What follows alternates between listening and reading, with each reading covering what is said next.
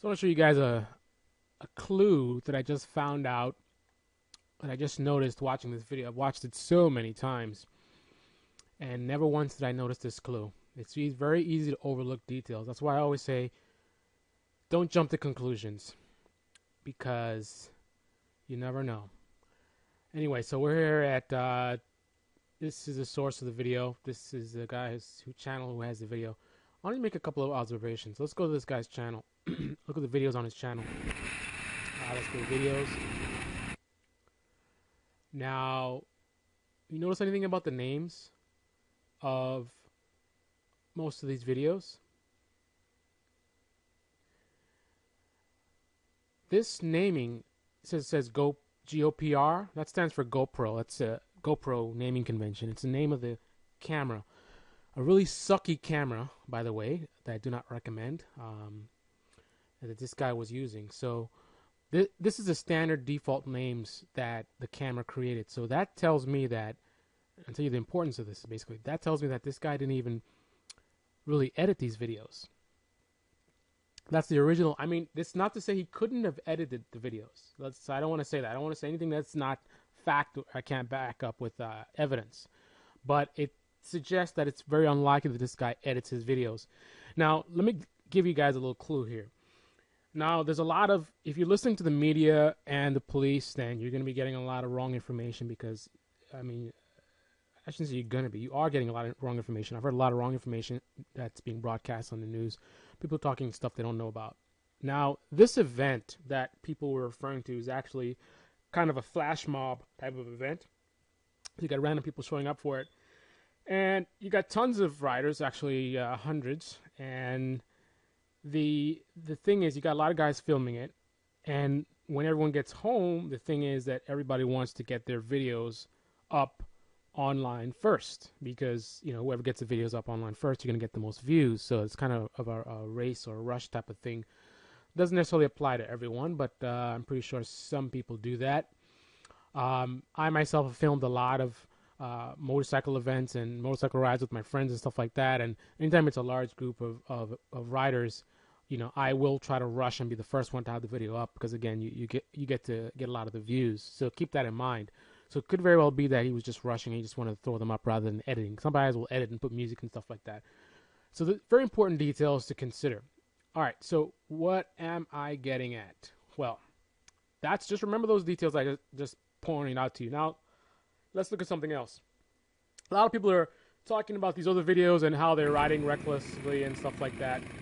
But again, people are looking at these videos who have no idea what they're looking at. Now, I'm very in tune with the motorcycle community, so I understand much more of what's happening here. Now, one thing that I notice is that I see a lot of people riding here, but I don't see any stunts yet. And the ride in question would have been a stunt ride, and I guarantee you would be seeing lots of stunts. And I have yet to see any stunts. Here's a stunt. Actually, looks like the guy filming actually did a stunt here.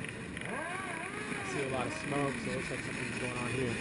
All right, so let's keep that in mind. So these guys will burn out the, there's a stunt right there. So, and this is actually from 2012. All right, so keep that in mind as well. I didn't see any stunts in the videos from this year. Actually, I guess all the videos from this year are gone. They're on other sites. So the videos from this year are this video, which is quite boring compared to some of the other videos I just showed you, right? No one's doing any stunts, right? Make sure the volume is down so you can hear me. No one's doing any stunts. They're not even speeding. Now, take a look. Some of you may be saying, what do you mean they're not supposed to be speeding? You see what I'm getting at in a second. So there's not doing any stunts. I think there's a point here where you see some traffic on a adjacent lane or something. Let's see. Yeah, I see the ramp. It's the guy going up the ramp. Ooh, he's probably slowing down on the right-hand side. He's probably slowing down, and these riders are almost doing the same speed as him. So clearly the riders aren't speeding. They're not speeding, they're not doing any stunts. So what? Well, that makes for a very boring video. Why do you go on a stunt ride and film guys that are not doing anything? Right? Now, one of the reasons I said I didn't like GoPro, one of the reasons that sucks about GoPro is the battery life. If you do any research, you'll find a lot of people complain about the battery life. As soon as you turn that thing on, it's dying. I've had a lot of problems with the cameras. They're unreliable, and battery is a specific issue. I actually went to a car show recently, and I did one interview, 5-minute interview with the camera with a full charged battery, and one of the battery bars indicator actually was gone. So it's already showing signs that the battery is going down after just one 5-minute interview. So why is that important? So you got a camera that sucks, the battery life sucks, and this is kind of the end of the day. These guys have been riding around for a while. Why would you turn the camera on at this point in time? Think about that. What are you filming? It's not even a matter if this guy's an idiot and he's not really, I'm the pro. I do all the videos, and I got my big channel, all my subscribers and whatever. This guy he's an amateur. Hey, even if he's an amateur, if he's a real amateur, his battery's dead already because the battery doesn't last very long, so he wouldn't have any battery left to film anything at all. So he's good enough to conserve his battery to last this long. So he can't be that much of an amateur. Now, beyond that, even as an amateur, I mean, he's going to be filming stuff interesting, and there's nothing interesting here. They're not speeding. They're not doing any stunts. No one wants to see this. This is a really boring video. Now, again, people that don't understand the motorcycle world, they don't understand this video world, you may not understand that, but trust me, I've made over, I think I'm up to 1,000 videos in the last 3 years. I know what I'm talking about. No one, not even like a amateur typically, is going to want to go on a big event like this and film riding down the highway at like the speed limit. This is boring. Nobody wants to see this. Nobody wants to see this. Now, so you got to that point. Now, listen very closely.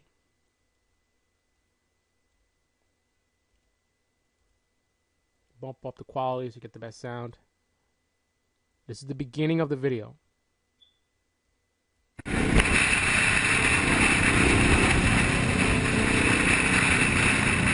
You see what just happened? If you listen carefully, you'll hear the sound in the beginning of this video. Now, I know from filming that that's the sound of the camera being activated. So for some reason, this guy decided at this moment that it was a good time to film. What triggered that idea? Why did he decide at this moment, all day stunting and all over the place and whatever, and now he decides he's going to film? Why? And another reason, so you guys can't say, oh, you just heard a noise, you're assuming you don't know that it's him starting the camera. I do this. I film videos all the time. I do bike reviews. I do car reviews. I spend a lot of time doing videos. I know what I'm talking about. I know that sound. That's the sound of the camera starting. And I know this. He is looking at the camera to make sure the camera is on. We all do this because you have your gloves on. You can't really be sure about whether you press the on button or not. And you're riding a bike and all this stuff is going on. For all you know, the camera's not really on, and that happens. So we learn to be paranoid. You press the button and you look in the screen. Now, my next camera is going to be a drift camera, which I won't have this problem anymore because there's actually you'll actually see a light on the remote control that tells you it's on, so we don't have that problem anymore. But this is something that GoPro people have to deal with. So what you're seeing is him looking in the mirror to see whether the light is flashing, the record light is flashing. You see that? I mean, there's no other explanation. You hear a sound, very familiar sound of it starting, and right after that, he looks at the mirror. What is he looking at? He leans forward, and you can clearly see his goggles in the view here. So he's looking at himself. More specifically, he's looking at the camera to see that it's on. Why did he do that? I'm guessing because something here that we don't realize because we're not there, something here is of interest. And it's not the bikers, because this is boring. This is absolutely boring video. So with that in mind, what's happening? These guys are going on the highway. They're not doing any stunts. They're not breaking any speed limits. I mean, this is not proper formation, not proper lane changes. I don't see signals, but that's all trivial. What's happening? Let's not get distracted. What's happening here? Let's look at the speed. It looks like he's kind of going a little faster and then kind of slowing down. So they're coming around, which may possibly go with the theory that I'm being told, the rumor that's going around that this guy was driving erratically and hit a rider earlier.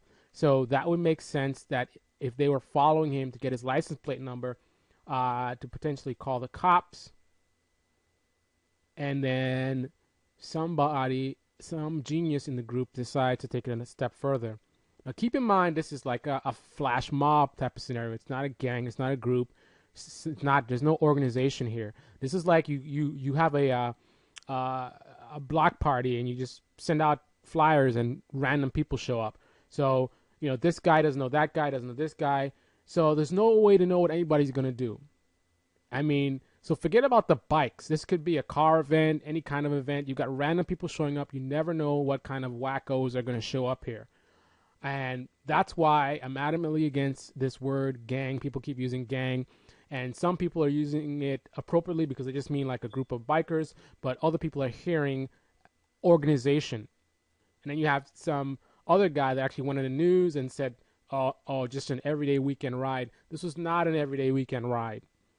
This was, in my opinion, I can't say 100%, but this was probably a large group of riders that wanted to attend the flash mob type of event, and it did not happen because of the police presence. There was extreme police presence on that day, and they probably were just riding around, maybe trying to find out if the ride was going on, or just enjoying the day. It was great weather. That's all that's happening here. And so they're going around. No one's in the lane with the SUV. He's got the brakes on. See, the brake light is on.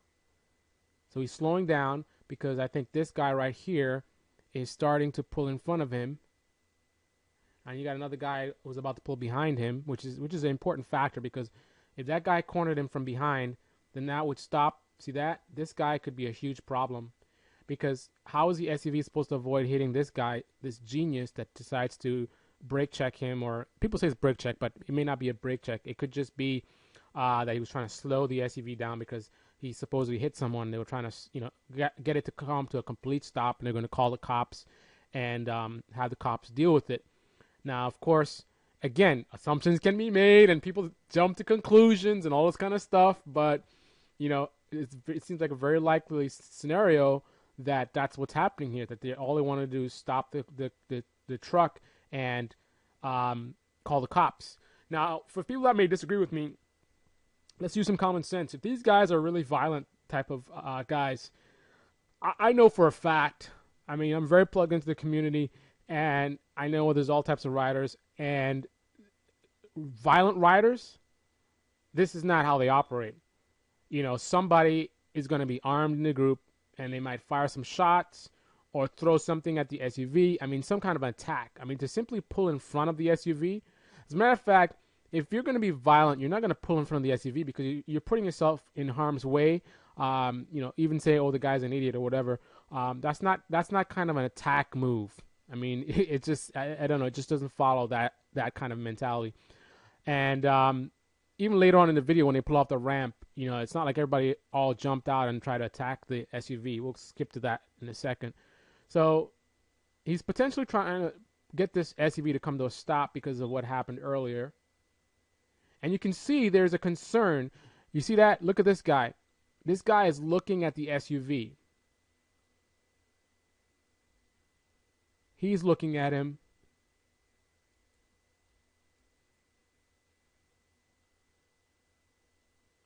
I think this guy's looking back too. So clearly, he is looking back. Clearly, something stirred up the pot here. These riders are all concerned about this SUV for some reason, and nothing's happened yet.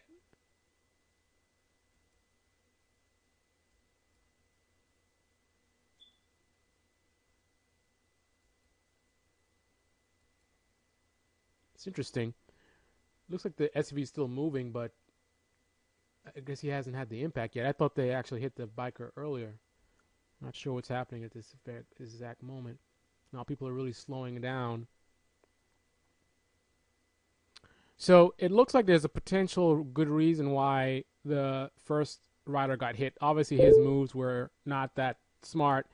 And then also the rider behind the SUV, how am I supposed to brake if I've got a biker behind me? That's a critical factor. Now, I don't know for a fact if there was somebody behind, and no one's providing the video, so I can't say whether that's the case or not. So here he just ran over those guys and he's taken off. Then the question is, how can he go so fast on a flat tire? But I don't know if the tire is actually flat, how much it got punctured. Maybe the air is coming out slowly. So there's a chase. Now at this point, I mean, obviously we know what's going on. Everyone's pissed off. At a minimum, they're more determined to get this guy's license plate number and get the cops to show up. Beyond that, they may be looking for some kind of revenge type of scenario. But let's look at what happens when it pulls off the highway. So let's go getting off the highway. So right now, a question that you'd ask is, why is the SUV going so slowly? Is that because of the tire actually was in fact slashed and that's when it slows down? Oh, is there something in front of it? It's hard to see. I can't really see what's going on. I can't see in front of the SUV at all. I don't know if bikes are in front of the SUV again. I don't know if anybody would be that crazy. Or is it a car? I see a biker to the left. It looks like there is a bike in front. That's interesting. Somebody actually did that again. The attitude may be at this point, it's no holds barred. You already knocked one rider, you run over riders. I mean, you want to try knocking over another rider, you're going to get it. Wow, he's waiting. There's no one in front of the SUV, and he's going that slow. So that would suggest that the theory of the tire being slashed already actually being true. The way they kind of got off this exit was kind of weird as well. They kind of like they weren't sure. So I don't know if he was not sure because he was realizing the tire was flat and he's like, how far can I go? I don't want to break down on the highway. So now here's a critical factor. So the assumption here is that this is a violent gang of bikers, right? And this SUV is about to come to a stop. Common sense would tell you if these guys are violent, then as soon as this SUV comes to a stop, they are going to be on it. And because there's so many bikers, they don't have to worry about losing him, because even if they jump off their bikes and he pulls off, there's going to be people still on the bikes to chase him down. So no one's worried about losing the SUV. So if you're violent, here's your chance to pounce on that thing. I mean, these guys probably have motorcycle boots on. They got gloves with metal pieces on it. I mean, they can jump out and start smashing the windows. And somebody apparently had a knife, obviously, so they could slash the tires here. So what do? Going really slow, because this is very interesting, because this car is in front of the SUV, and there's a bike in front of that one. Now, this is a guy who's not going to run over a biker, unlike this guy. So he's slowing down as a result of the biker being in front of him. But that's yet another genius, because I mean, this guy could get run over too. So very interesting that someone's doing the same thing again, apparently. But now he can't run over this van. So now he's really screwed at this point. But what's going to happen when he comes to a stop? Now he's completely no, he's still rolling. He's rolling. Okay, right now he's barely moving. And you got all these bikers all around the SUV. And no one's doing anything. This violent pack of gangsters or thugs. Now this guy, see, he just got off his bike. Again, this is like a flash mob. This is not a team. So the only person accountable for his actions would be him. Random people, you never know what someone's going to do. So this guy gets off. And the next thing is, why is the door open? Now, anyone who feels threatened, the first thing you're going to do is lock your doors. Why was the door to the SUV still open at this point in time? I mean, you know, mistakes happen and stuff like that, but wow. But that's kind of weird. I mean, I would think I'd be scared the whole time, so I would keep checking and double checking. Even if I locked the door, I would double check it. But somehow the door is left open. Of course, as soon as he does that, he takes off. So what's that guy on the right side doing? He was actually touching the SUV. You see that? See his hand moved. There's a guy in the back on the right-hand side. Kind of shook his hands. Yeah, he was... But what was he doing, though?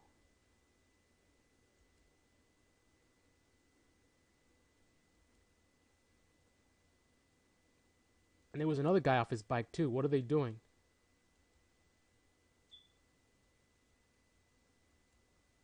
But again, random guys. You never know. You got young kids here.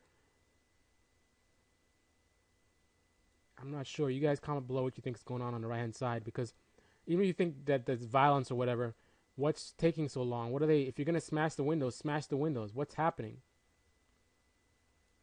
He's got a helmet cam on. You can see the helmet cam on the top of the van. It's kind of moving around. So I don't know, is he trying to do something, or is he saying something? Is he yelling at the guy? But then why is he in the back?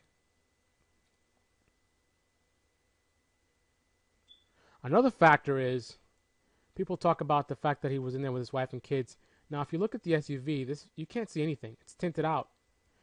Now what's the relevance of that? These guys should not be trying to retaliate. If this guy knocked over a biker before, then you know, unfortunately, you know, it happened, and you gotta let the police deal with it.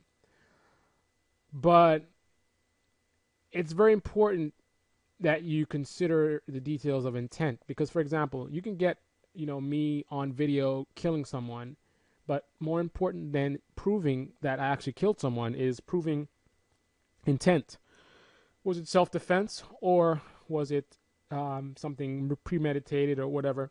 So the detail, like I said, devil's in the details. So yes, it's wrong to attack this guy. But adding in the fact that and with the daughter in the car, like in a court of law, I don't know how that's going to fly, because if they're not aware of the daughter being in the car, because the way I look at it is they could be up for more serious charges because of endangering the life of a child. But how does that apply if you're not even aware of the presence of the child? That's kind of, you know, how do you charge somebody for something they didn't know they were doing? So that's kind of a little sticky thing there. But it's definitely something that's relevant here,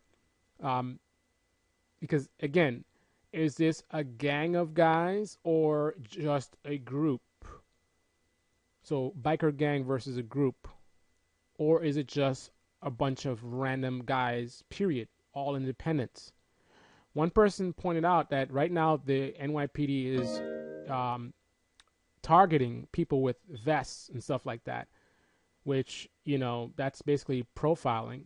And if you look around, you don't see any vests. There's only like this one guy has a vest, and I think there's another guy with a vest.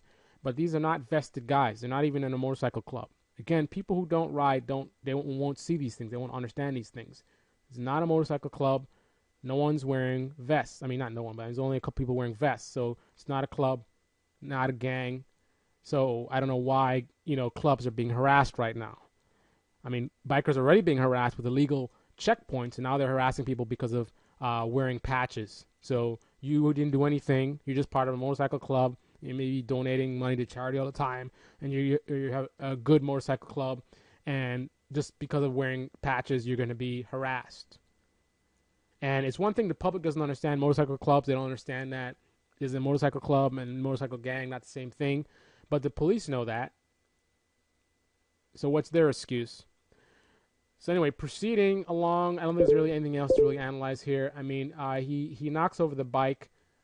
He could have steered to the left to avoid that biker. There was definitely room, but I mean, you know, at this point, who wouldn't be terrified? You know, so I can't fault him for lack of precision. or being able to observe every single bike. I mean, to him, it's like probably bikes everywhere.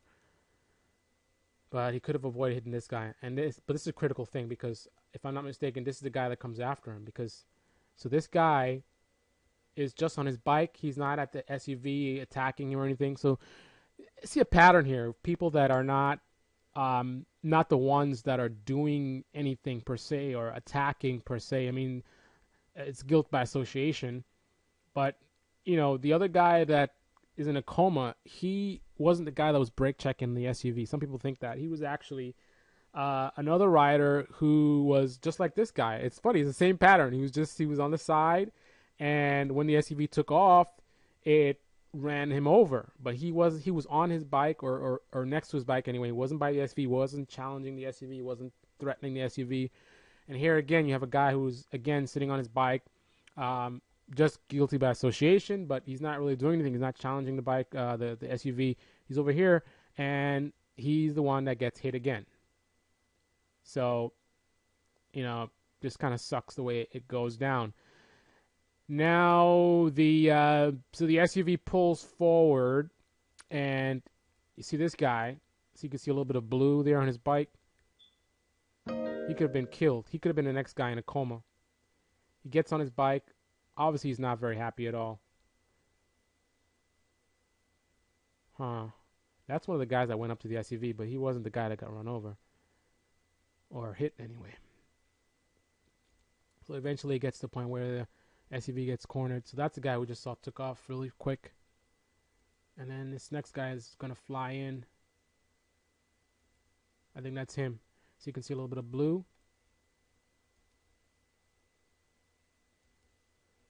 Throws down his bike. He doesn't care. Probably because that's the bike that just got knocked down and it's like a off-road type bike. And he's pissed. People want to say, oh, angry, violent bikers. I'm pretty sure an overwhelming majority of people out there, cars, whatever, someone almost kills you. They're not going to be very professional about it. Again, I keep talking about this because it's fact, and no one wants to talk about it. The fact that America is one of the most violent countries in the world, and yet we want to demonize bikers or biker clubs or whatever because of what this one guy does, which is not unlike what a majority of the people that are complaining would have done. All those people that are saying, oh, if it was me, I would have ridden over those guys, and then I would have backed right up, and I would have taken them all out and all this kind of stuff. Very, very violent, people. They're complaining about this, about how these guys are violent, but then what they're talking about is even more violent. I mean, how hypocritical is that? This guy, his only task is to attack the guy who almost killed him. Yet the people who are upset with him, their task and their mission and their desire is that all these bikers get run over. Even the guys just standing around, whatever. I mean, yeah, you got to look at the friends you keep, but who's worse? The one who wants to kill all these bikers, regardless of whether they've done anything or not? I mean, just randomly, whatever, because they're on a bike and they're here, kill them all, shoot them all. That's kind of comments you're getting online. Well, this one guy who is attacking the guy who almost killed him. Is he right to be attacking this guy? No. I'm just comparing him to the people that are demonizing the bikers and the biker clubs and even this guy. And I'm saying that the people that are demonizing these folks are worse. Far worse. I've heard comments about people talking about attacking bikers who haven't even done anything. Like, for example, if you're on the highway, you see some bikers, not they're riding reckless, but just because they're on bikes, talking about doing stuff to them. Talking about seeing bikes, random bikes, and vandalizing them. I mean, real, slavery days, segregation, I mean, discrimination. And the police are on board. The police who were all over the city and had helicopters out, but yet where were they when this guy was being attacked? Where were the police when these guys were being attacked? But now, after the fact, they want to go around harassing motorcycle clubs who haven't done anything. And it's official. They are being told right now to go and harass motorcycle clubs, anybody with patches on, all because of this event. But where were they during this day. The cops were called by the people in the SUV, and I believe some of the bikers as well. And you see how long this video is, and where are the police? I'll tell you where they are. They're out in the streets of New York City right now, harassing random bikers who haven't done anything. Just like I, who went to officer's funeral that I didn't even know, showing my support, and I get harassed because I don't have my headlights on in the daytime. I get harassed because I'm wearing headphones. You know, that kind of nonsense. That's what the police are busy doing instead of helping this guy and stopping this. I mean, you've got a helicopter. You've got a mass of bikers running up the highway. How come they didn't see this? How come they didn't do anything about this? That's what I want to know.